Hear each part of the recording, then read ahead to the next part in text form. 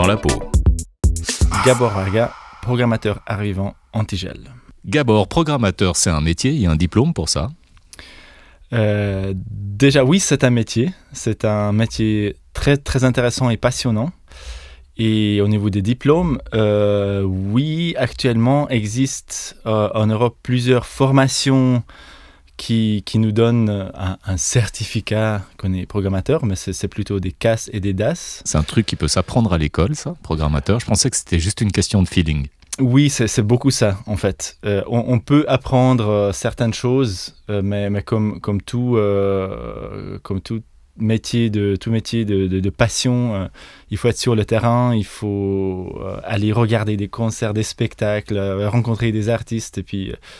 C'est ton cas, tu n'es pas passé par la case école avec un certificat. Non, pas du tout, pas du tout. Alors justement, on va faire connaissance. Qui est Gabor Varga? D'abord, dans ton enfance, est-ce que tu étais dans un milieu artistique? Non, pas par ma famille en tout cas. J'ai des parents qui étaient enseignants, maths et anglais. Donc oui. La voie artistique, elle t'est venue comment? J'ai commencé, c'était un peu un choix forcé par ma prof principale. Qui a dit « Ah, les enfants, maintenant, vous allez apprendre la danse hongroise. » Et puis, on a dit « Non, non, non, on ne va pas le faire. » Et puis, elle a dit « Oui, oui, oui, vous allez le faire. » Et du coup, c'est comme ça que j'ai rencontré la première fois. Donc, tu es d'origine hongroise. C'est là-bas que tu as fait tes premières écoles? Si je te suis bien. Oui, c'est un peu plus compliqué et complexe. Bon, on va pas aller trop loin, ouais. Mais est-ce que tu vivais là-bas ou alors tu faisais une école hongroise ailleurs? Si, non, je vivais à un moment en Hongrie, mais je suis né en Ukraine. Ok, en fait. Ok.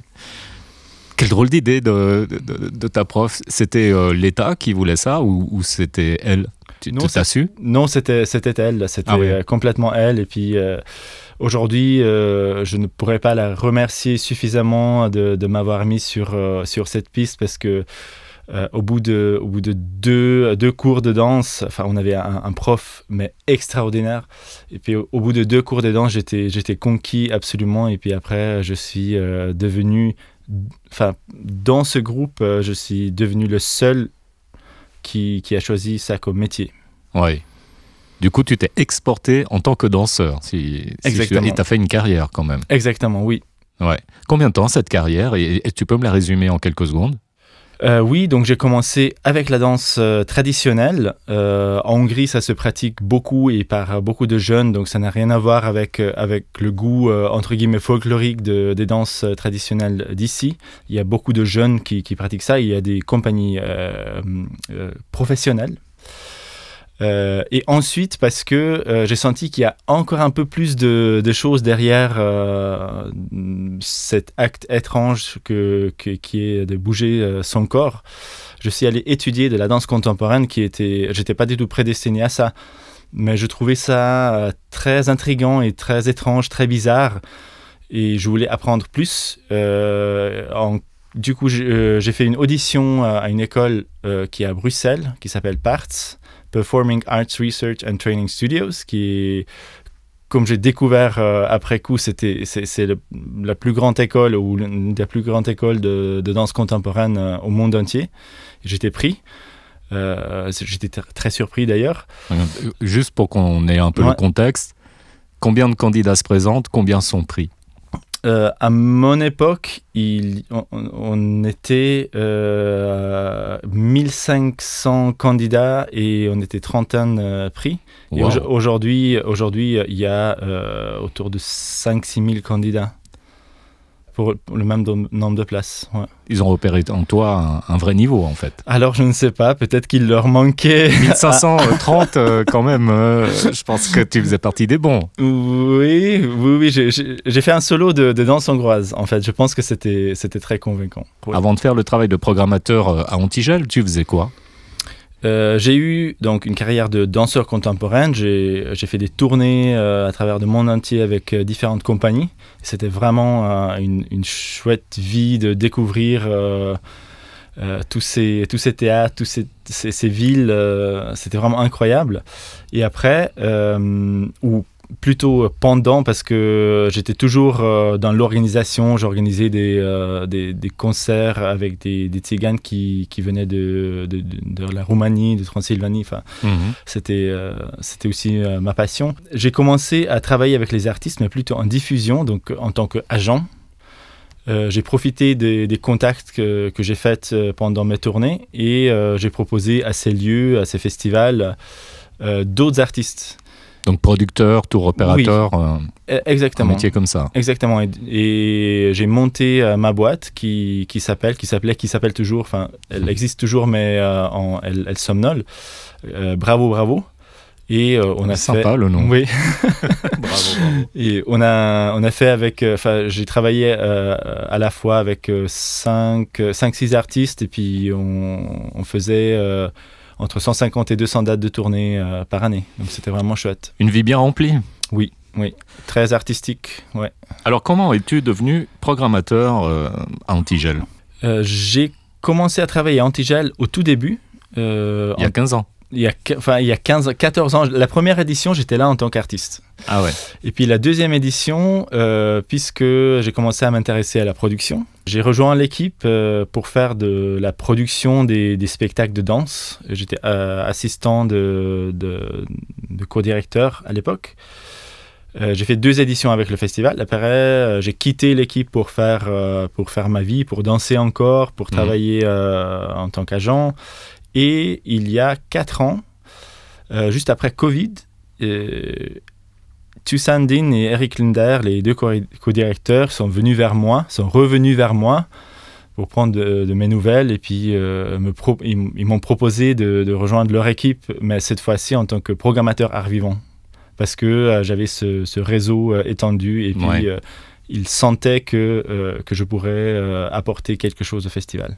Quelles sont les qualités d'un bon programmateur?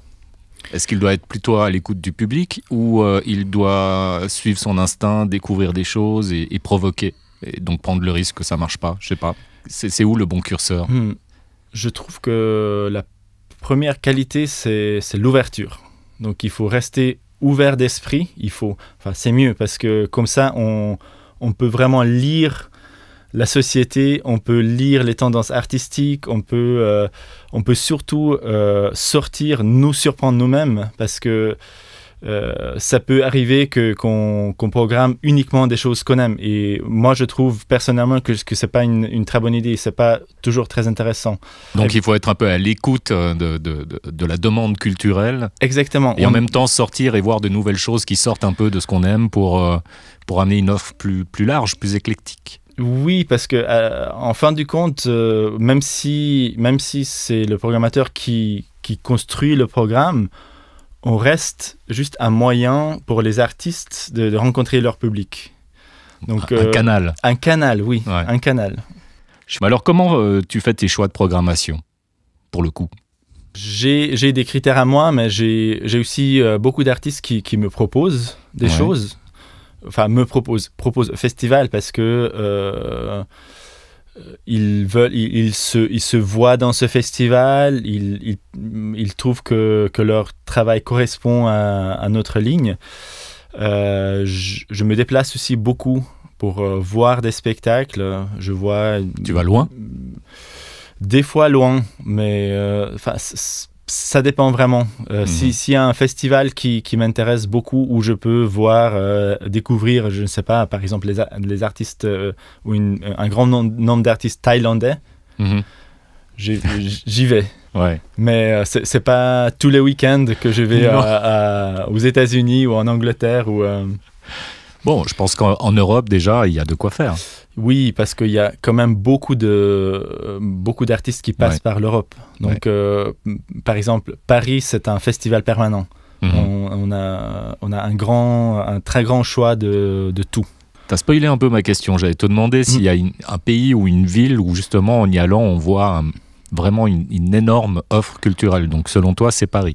Les grandes villes en général, parce que il y a un grand nombre de lieux, et du coup c'est éclectique, et puis on peut voir plein de choses. Si c'est Paris, Berlin ou Londres, Mais ici, enfin, à Genève, franchement, c'est super ce qui se passe à Genève. Bah, je trouve que ça devient de mieux en mieux, en fait. Pour moi, ça a toujours été très, très intéressant depuis que je suis arrivé en 2009. Je ne connaissais pas du tout la ville, et ni l'offre culturelle, d'ailleurs. Et j'ai découvert une scène tellement éclectique et ça m'a fait tellement du bien. Tu parles de quels endroits, par exemple l'usine ou d'autres choses qui est un peu underground ou... De tout, de l'usine jusqu'au BFM, enfin, il y a quelque chose pour tout le monde. Il y en a pour tous les goûts. Oui, exactement. Aujourd'hui, donc, date de l'enregistrement, nous sommes le 28 janvier 2025 et le festival va fêter ses 15 ans dans quelques jours. Alors, happy birthday déjà. Merci. À tous ceux qui ont contribué à Antigel. On va faire un petit bout d'histoire. Comment est né Antigel ? Donc, Antigel, on me raconte que Antigel est né dans un tout petit appartement entre quelques personnes passionnées qui voulaient révolutionner un petit peu la scène culturelle et qui voulaient dégéler cette habitude de venir toujours au centre-ville pour, entre guillemets, consommer la culture. Voilà, ça c'était la première idée. Et après, il fallait trouver le bon moment dans l'année où on pourrait avoir un festival parce qu'à l'époque, on nous disait que non, il ne peut pas y avoir une autre manifestation culturelle, ni le budget, ni le temps pour ça. Et du coup, on est tombé sur le mois de février. Le mois le plus froid de l'année. D'où le nom Antigel, parce qu'on dégèle la culture, on dégèle les esprits, on lutte contre la déprime hivernale. Mais que c'est bien. Et donc, il y a 15 ans, Antigel est né sur cette base. Et depuis, le festival est devenu beaucoup plus parce que, évidemment, Genève change en permanence. Il y a beaucoup de transformations partout. Si on se balade dans des quartiers, il y a carrément de nouveaux quartiers qui naissent d'un jour à l'autre. Donc, le festival accompagne aussi cette transformation que vit Genève dans le sens large, le Grand Genève actuellement. Donc, l'idée première, c'était de décentraliser la culture. Exactement. Ne pas rester au centre-ville, aller dans les villages, dans les communes, dans toutes les communes, oui. Le plus possible. Pourquoi en hiver ? On a compris. J'ai vu aussi une sensibilisation à la mobilité douce, les déchets. C'est une question de mode ou vraiment déjà, il y a 15 ans, c'était un peu l'idée ? Ce sont des questions qui nous concernent tous. On vit sur un territoire assez réduit. Et puis si on n'arrive pas à bien gérer ce côté de notre vie, parce que c'est nos déchets en fait. Quand on organise un projet à la déchetterie de Chenevier, l'usine d'incinération. Vous avez fait là-bas quelque chose ? Oui, plusieurs choses. On arrive et puis on s'étonne de cette montagne de déchets qui est là. Oui, c'est énorme. Ouais. Et ça vient pas d'ailleurs, ça vient de nos maisons, de nos appartements. Donc, notre manière de vivre, tout simplement. Exactement. Et puis c'est intéressant de voir la réaction des gens à ça. C'est pas le but d'être activiste directement, mais quand même, on agit sur la conscience collective des gens. Oui, enfin, le montrer et de manière festive, finalement, c'est un bon moyen de communiquer aussi. Exactement. Pourquoi pas ? Allez-vous fêter ce jubilé, ces 15 ans ? Et si oui, est-ce qu'il y aura une petite surprise ? Oui, on s'est longuement interrogé ce qu'on pourrait faire de plus. Mais finalement, notre public attend de nous la surprise chaque année. Donc c'est pas notre, comment dire, les gens attendent toujours quelque chose de nouveau d'Antigel. Donc on va. Donc jubilé ou pas, de toute façon, ce sera chaque fois surprenant. Exactement. Mais nous sommes très très contents d'une chose qui revient dans la programmation d'Antigel, qui était absent ces 5 dernières années depuis le Covid. C'est le Grand Central, notre club qui réunit entre 1500 et 2000 personnes qui viennent faire la fête. Le Grand Central, c'est où ? Ça sera dans la Pave. Au Pave. Au Pave, oui. Il y a une adresse précise ? Je peux les mettre en commentaire dans la vidéo, peut-être, dans les détails de la vidéo. Oui, j'ai pas. C'est rue Eugène Marziano. Je mettrai tous les détails de la vidéo. Voilà, Ouais, voilà. Ceux qui nous écoutent, hein, que ce soit simplement en audio ou en vidéo, Voilà. sur notre chaîne, il y a le détail de la vidéo. Et dans le détail de la vidéo, je mets toutes les informations qui Super. sont intéressantes. Donc ça sera 8 soirées, espérons inoubliables, qui reviennent en collaboration avec Motel Campo. Il y a un spectacle d'ouverture, ça se fait ça, chez vous, ou pas? Il y a un week-end d'ouverture. Ah, alors, donc, allez, faisons un peu le programme. Oui, Fais-moi rêver. en tout cas, une petite partie. Tout début, le 6 février, on ouvre le festival avec un concert à l'Alhambra de Kid Francescoli, Ouais. artiste français. Donc ça sera un grand concert évidemment et il y a des DJ sets derrière, donc on va vraiment fêter l'ouverture. Et le même week-end, le samedi, on est en train de concevoir un spectacle sur mesure aussi au PAV, qui sera notre spectacle d'ouverture officiellement, qui s'appelle Demain c'est ici. Tu peux nous donner un petit peu un petit indice de ce qui va se passer? Oui, donc on va recollaborer avec The Urban Move Academy, qui sont des jeunes gens extrêmement talentueux, des danseurs, danseuses, des skateurs, des artistes de parcours. Wow. Il y aura de la musique live dedans, une création lumière, une création de son, même un artiste qui a apprivoisé le feu. Et tout ça dans un lieu secret, mais tellement cool, qui s'appelle les Halles de Bosson.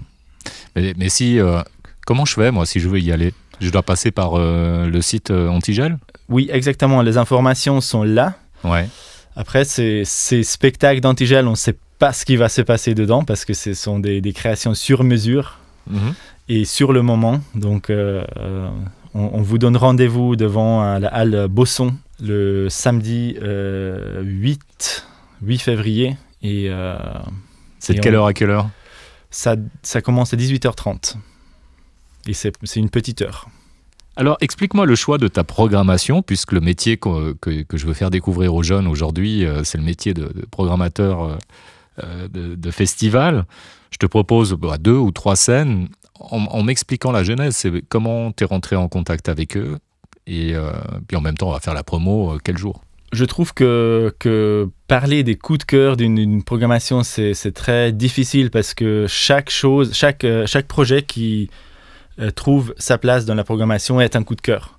En général, ce sont des rencontres par un spectacle. Je vais voir plein de spectacles et puis soit je vois une danseuse ou un danseur incroyable dans une pièce de quelqu'un d'autre, soit je découvre une chorégraphe ou un chorégraphe, ou alors un nom que je connais déjà, donc des grands noms. Il y a aussi ça dans la danse, dans le théâtre, qui fait une forme surprenante, un spectacle surprenant. Bah, tu as un exemple, justement, c'est ça que je cherche. Oui, exactement. Prends ton programme que tu as sous les yeux. Non, mais je pourrais parler d'un danseur emblématique de plusieurs compagnies françaises et suisses, David Zagari, qui a fait ses débuts en tant que chorégraphe l'année dernière.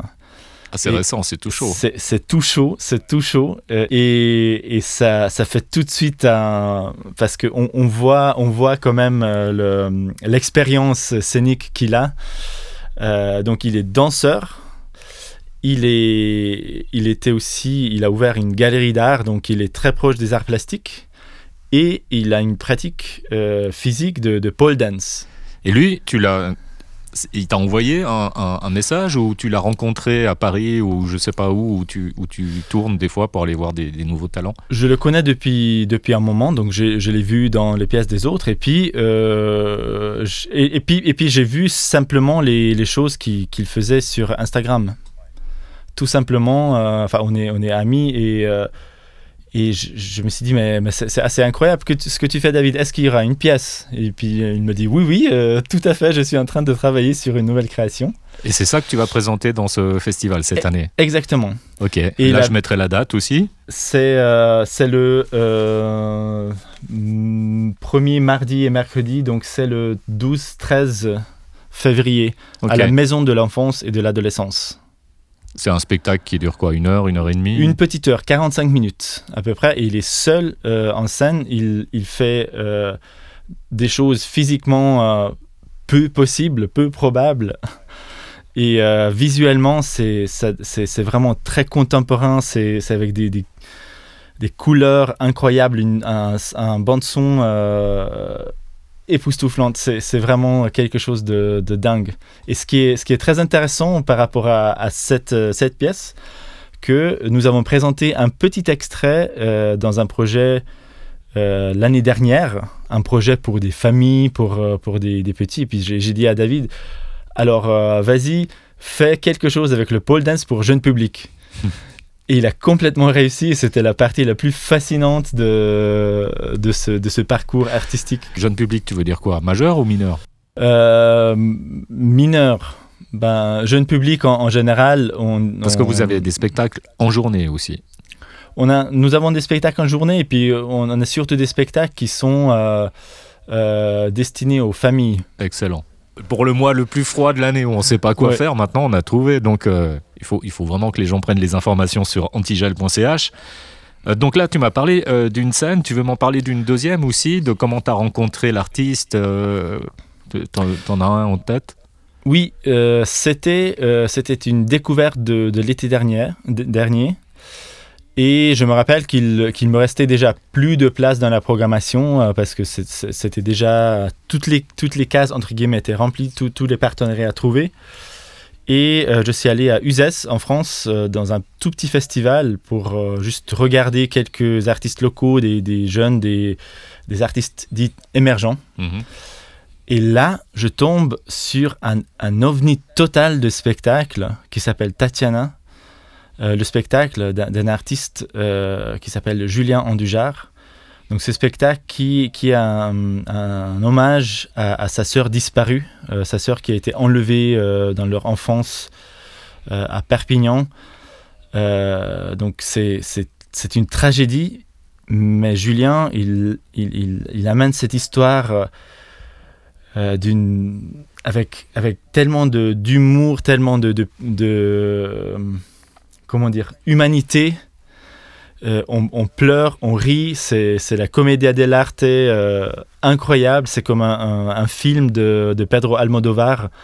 Il est seul en scène, il est en drague, il tient le public avec une chaise et un parapluie, enfin il y a très peu de choses, et il raconte cette histoire, il fait tous les personnages, le procureur, le policier, le prof, les parents. Et on est vraiment comme ça, comme devant une émission policière ou devant une super série. On est complètement dedans. Et j'étais là et puis je me suis dit, mais c'est impossible que ce spectacle ne soit pas à Antigel et maintenant. Et j'ai trouvé un super partenaire la programmatrice de l'usine à gaz était aussi là avec moi à ce festival. Et on s'est regardé et puis c'était une évidence qu'on allait programmer ce spectacle. Magnifique, il sera quand? Spectacle Tatiana, c'est le 13 et 14 février à l'usine à gaz à Nyon. C'est l'endroit le plus éloigné d'Antigel? Oui, je pense. Même si dans le cadre d'Antigel XL, on est allé aussi à Val-sur-Rhône, mais je ne sais pas si c'est plus loin que Nyon. Bon, Nyon, ça va, c'est tout à côté de Genève. Oui, on peut y aller en train, il y a les bus, c'est assez facile d'accès. Franchement, 15 minutes en train, c'est rien du tout. Ouais, et ça vaut la peine pour aller voir Tatiana. Ça vaut largement la peine, largement. Est-ce que tu veux me parler d'une autre scène ou on va parler du Made In? Parlons de Made In, parce que ça, c'est quand même une marque de fabrique de festival. Alors, qu'est-ce que c'est? Donc, juste pour contextualiser, à Antigel, évidemment, on a beaucoup de musique, beaucoup de concerts qui sont programmés par le co-directeur Eric Linder et son assistant Richard Rouet. On a le clubbing qui est programmé, entre autres, par Tusandine, l'autre co-directrice, où cette partie est chapeautée par elle. Art vivant, tout ce qui est cirque, danse, théâtre, performance. Et puis, les projets Made in Antigel, qui sont des spectacles fabriqués sur mesure, dans le moment. Chaque édition, c'est différent dans des lieux insolites ou dans les lieux complètement banals qu'on transforme. Chaque année, nous avons entre 4 et 7 de ce genre de spectacle où on invite beaucoup d'artistes locaux et locales, de musique, de cirque, de danse. Alors pour qu'on comprenne bien, est-ce que tu peux en décrire un de ces Made-in? Oui. Prenons par exemple 20 sur 20, qui sera dans la zone industrielle de Satigny, dans une entreprise, parce qu'on travaille beaucoup avec les entreprises sur le territoire. L'entreprise Vinotech SA, qui sont le 3e plus grand importateur de vin en Suisse. Ils vous mettent à disposition un dépôt, c'est ça? Ils nous mettent à disposition leur le dépôt, le terrain, enfin la surface. Oui, exactement, tout. Ouais. Les stocks, donc on peut se balader dedans, on peut inviter les gens à se balader dedans, et puis en cours de route, il y a des surprises. J'ai compris, c'est un parcours. Exactement. Voilà, et puis on a des artistes et on a des surprises comme ça qui se font. Exactement, donc il y a une création cool. Musique qui se fait pour cette occasion. On crée un chemin qui est encadré, donc il ne faut pas imaginer qu'on peut se balader partout dans l'entreprise, mais on sera accompagné, et puis 4 ou 5 stations artistiques qui vont nous faire pétiller. Et puis à la fin, une dégustation de vin et de jus de fruits. De jus de fruits.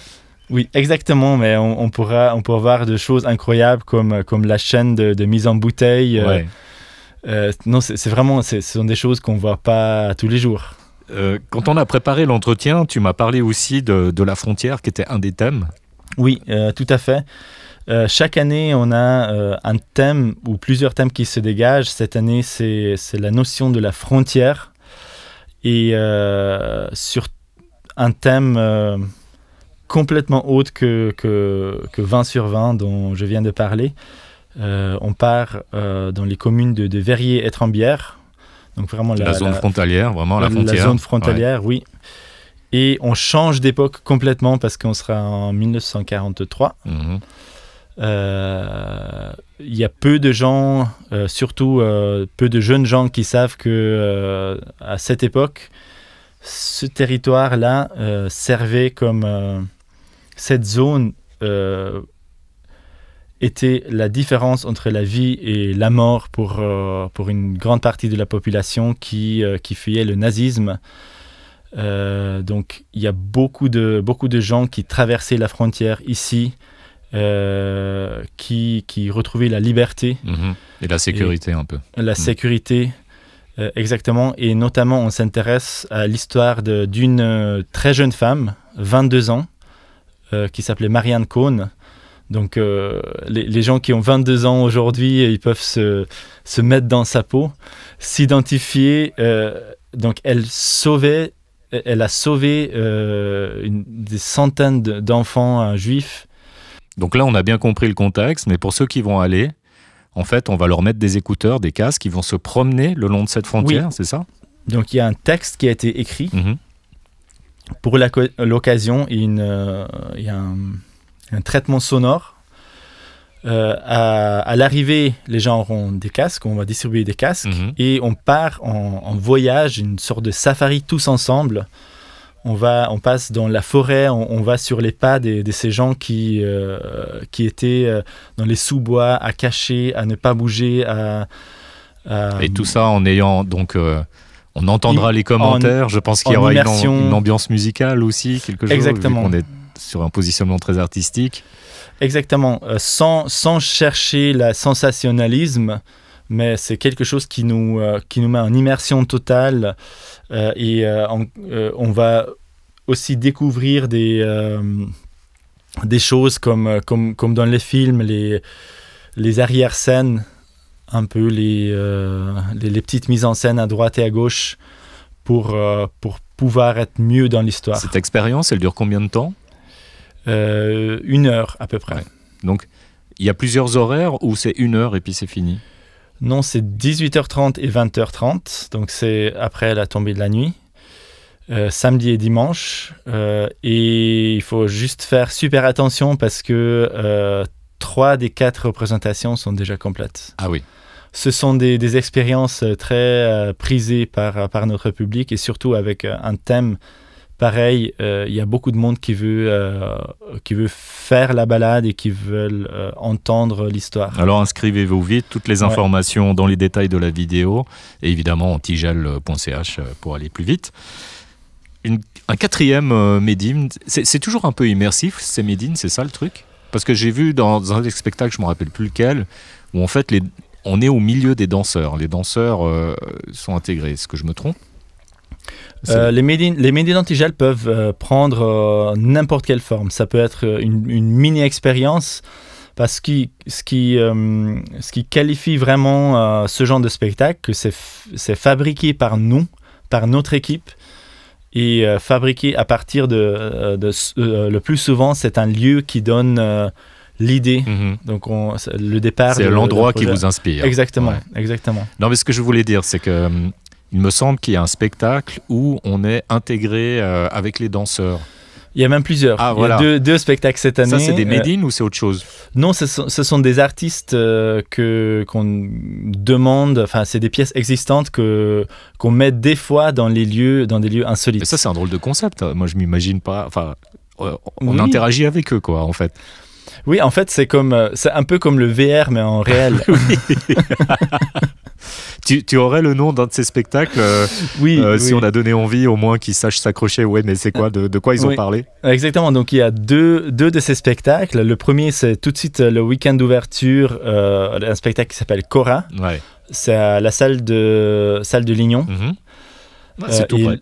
Oui, c'est juste ici. Et le deuxième, qui s'appelle Down, de Mélissa Gay-Clément-Grand, qui se joue dans un lieu un peu improbable. C'est un boulodrome. C'est le nom officiel et la pétanque La Fontenette à Carouge. Donc dans cette zone sportive, il y a ce bâtiment, je trouve assez magnifique, une pétanque. Bien. Tu m'expliques un 3e Made-in, si tu l'as en tête. Oui, complètement.